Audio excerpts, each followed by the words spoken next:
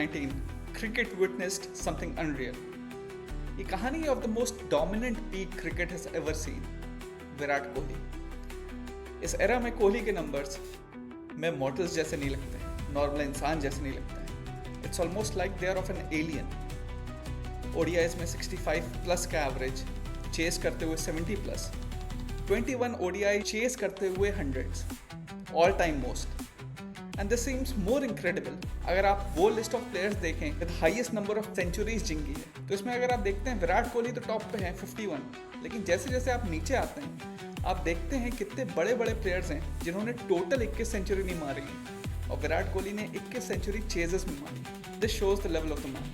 Babar Azam, Shikhar Dhawan, Joe Root, Tamim Iqbal, Kane Williamson, Vivian Richards, Inzamam ul Haq, Brian Lara, some of these players जिन्होंने total 20 centuries नहीं मारी हैं ODI में, और विराट कोहली ने चेज में 21 मारी थी उस फेज में 2013 से 19 के बीच में. और ये तो सिर्फ ओडीआईज की बात हुई.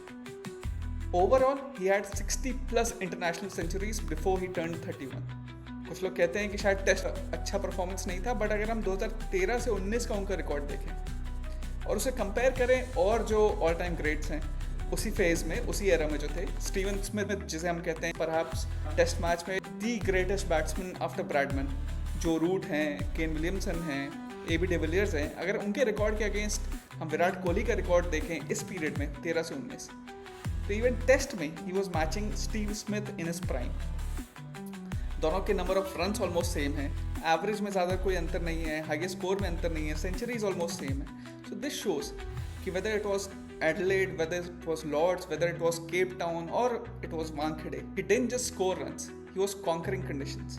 And if cricket was a game of pressure, Virat Kohli was owning it. क्योंकि अगर आप देखें उस समय जितने भी इंडिया की परफॉर्मेंसेस थी, धीरे धीरे 2011 वर्ल्ड कप के बाद हम देख रहे थे एक ट्रांजिशन का फेज था. सचिन रिटायर किए थे, युवराज को कैंसर हो गया था, रैना अपने एक बैड फेज में चल रहे थे, धोनी की परफॉर्मेंस धीरे धीरे डाउन आ रही थी, और सिर्फ एक विराट कोहली थे जिनकी परफॉर्मेंस इंडिया को अफ्लोट रख रही थी.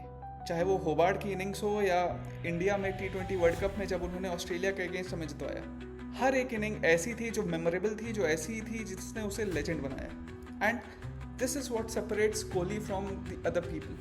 क्योंकि कोहली के जो रन्स आते थे वो मैच विनिंग नॉक्स होती थी, वो ऐसे नॉक्स होते थे जो इंटेंट के साथ आते थे, जो अभी हम लोग कहते हैं इंटेंट की बात करते हैं. उस समय जितने भी कोहली की इनिंग्स आ रही थी, ऑलमोस्ट जितने भी बड़े मैचेस थे, सब में वो रन बना रहे थे और सब में इंडिया को जितवा रहे थे. And that is the difference between him and others over that period.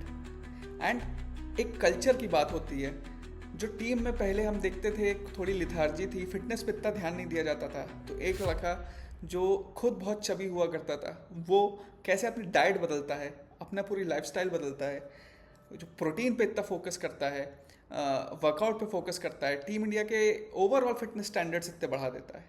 तो नॉट जस्ट हिज बैटिंग, उनका इम्पैक्ट जो पूरी क्रिकेट पे था, सिर्फ इंडियन क्रिकेट नहीं, ओवरऑल वो ज़्यादा व्यूअर्स को लेके आए. मतलब हम देखते हैं इस बार ओलंपिक्स में क्रिकेट आ रहा है, और जो ओलंपिक्स के हेड थे उन्होंने भी यही बोला कि विराट कोहली को देखते हुए उन्होंने क्रिकेट को इसमें शामिल करने की कोशिश की थी. It was his fame.